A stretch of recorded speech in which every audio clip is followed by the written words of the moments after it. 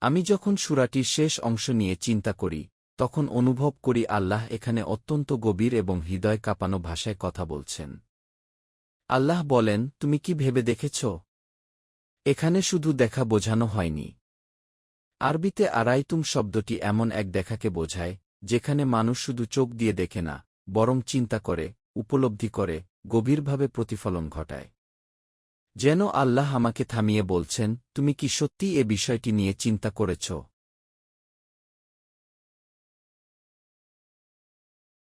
তারপর আমি দেখি রাসূলুল্লাহ সাল্লাল্লাহু আলাইহি ওয়াসাল্লাম কে বলা হচ্ছে, যদি আল্লাহ আমাকে এবং আমার সাথীদের ধ্বংস করে দেন, অথবা আমাদের প্রতি রহম করেন, তাহলে কাফিরদেরকে যন্ত্রণাদায়ক শাস্তি থেকে কে রক্ষা করবে? এই আয়াতের ভাষা আমাকে গভীরভাবে নাড়া দেয়। কারণ এখানে সাধারণ মৃত্যুর কথা বলা হয়নি।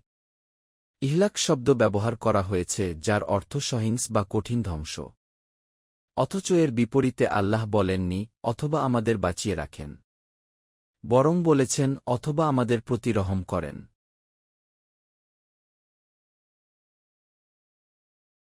আমি যখন এই শব্দগুলোর দিকে গভীরভাবে তাকাই, তখন বুঝতে পারি, আল্লাহ যেন আমাকে শেখাচ্ছেন, জীবন নিজেই একটি রহমত। শুধু বেঁচে থাকা, নিঃশ্বাস নেওয়া, সুযোগ পাওয়া, তাও আল্লাহর রহমত। তাই একজন মুমিন মৃত্যুর কামনা করে না। সে আল্লাহর রহমত কামনা করে। সে চায় আল্লাহ তাকে ভালো অবস্থায় বাঁচিয়ে রাখুন, তার রহমতের ছায়ায় রাখুন।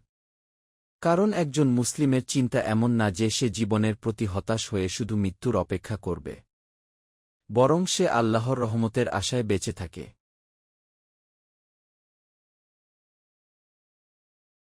এরপর আমি ইজারা শব্দটি নিয়ে ভাবি। আল্লাহ এখানে এমন একটি শব্দ ব্যবহার করেছেন, যার ভেতরে শুধু নিরাপত্তা না, বরং সান্নিধ্য এবং আশ্রয়ের অনুভূতিও আছে। আরবিতে যার মানে প্রতিবেশী। ইজারা মানে এমন সুরক্ষা, যেখানে কেউ আপনাকে নিজের কাছে আশ্রয় দেয়। যেমনও কোনো বিপদের সময় একজন মানুষ আরেকজনকে বলে, এসো, আমার ঘরে থাকো। আমি তোমাকে রক্ষা করব। এই ঘনিষ্ঠ নিরাপত্তাকেই বলা হয় ইজারা।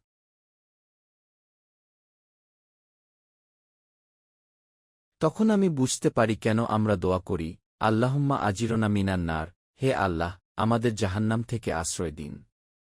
এখানে শুধু আগুন থেকে বাঁচানোর কথা না। এখানে আল্লাহর সান্নিধ্যে আশ্রয় পাওয়ার কথা আছে। যেন আল্লাহ আমাকে নিজের নিরাপত্তার ছায়ায় নিয়ে নিচ্ছেন।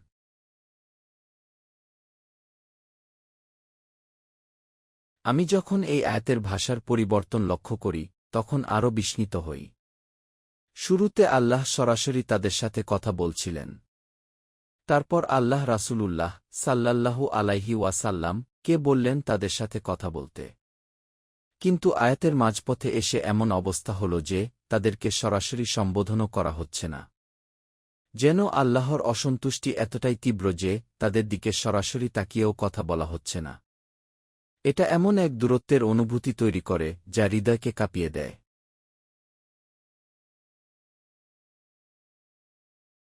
তারপর আমি কাফির শব্দটির ব্যবহার নিয়ে গভীরভাবে চিন্তা করি। আল্লাহ এখানে শুধু বলেননি, কে তাদেরকে শাস্তি থেকে বাঁচাবে। বরং বলেছেন, কে কাফিরদেরকে যন্ত্রণাদায়ক শাস্তি থেকে রক্ষা করবে। তখন আমি বুঝতে পারি, এখানে তাদের পরিচয় বিশেষভাবে উল্লেখ করা হয়েছে একটি কারণে। কারণ তাদের শাস্তি ব্যক্তিগত বিদ্বেষের কারণে না। বরং তারা সত্যকে অস্বীকার করেছে, সত্যকে ঢেকে রেখেছে, তাই এই পরিণতি।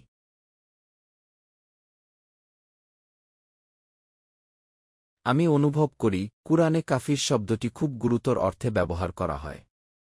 এটা শুধু মুসলিম না এমন কোনো সাধারণ পরিচয় না। বরং কুরআনে কাফির বলা হয় সেই মানুষকে, যে সত্য বুঝেও তা অস্বীকার করে, নিজের অন্তরের ভেতরে সত্যকে চাপা দেয়। তাই কুরআনের ভাষায় এই শব্দ অত্যন্ত ভারী এবং ভয়ঙ্কর।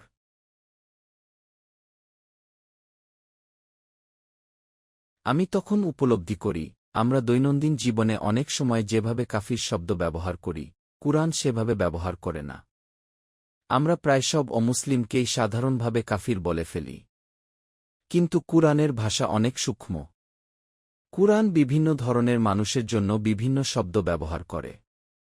কারণ আল্লাহ মানুষের অন্তর, তাদের অবস্থান এবং সত্যের প্রতি তাদের আচরণ সম্পর্কে পূর্ণ জ্ঞান রাখেন।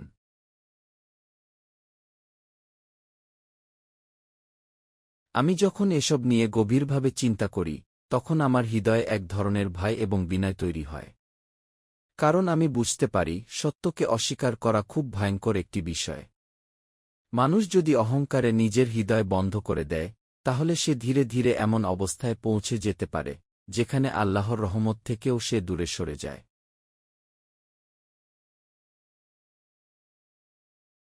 আবার একই সাথে আমি আল্লাহর রহমতের বিশালতাও অনুভব করি। কারণ আল্লাহ এখনও মানুষকে চিন্তা করতে ডাকছেন। তিনি এখনও প্রশ্ন করছেন, তোমরা কি ভেবে দেখো না? অর্থাৎ দরজা এখনও পুরোপুরি বন্ধ হয়ে যায়নি।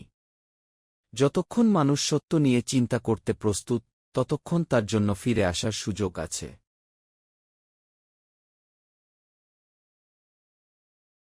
তখন আমি নিজের হৃদয়কে প্রশ্ন করি, আমি কি সত্যি আল্লাহর কথাগুলো নিয়ে চিন্তা করি, নাকি শুধু শুনে চলে যাই?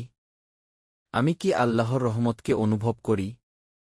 আমি কি তার আশ্রয় চাই? আমি কি সত্যকে গ্রহণ করার মতো বিনয় নিজের ভেতরে তৈরি করেছি?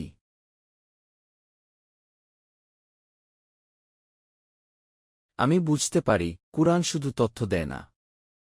কুরআন মানুষের হৃদয়কে নাড়া দেয়, তার চিন্তাভাবনাকে বদলে দেয়, তাকে নিজের ভেতরের সত্যের মুখোমুখি দাঁড় করিয়ে দেয়। আর যখন আমি এই আয়াতগুলো নিয়ে গভীরভাবে ভাবি, তখন অনুভব করি, আল্লাহর সবচেয়ে বড় রহমতগুলোর একটি হল, তিনি এখনও আমাকে চিন্তা করার সুযোগ দিচ্ছেন, ফিরে আসার সুযোগ দিচ্ছেন, তার আশ্রয় খোঁজার সুযোগ দিচ্ছেন।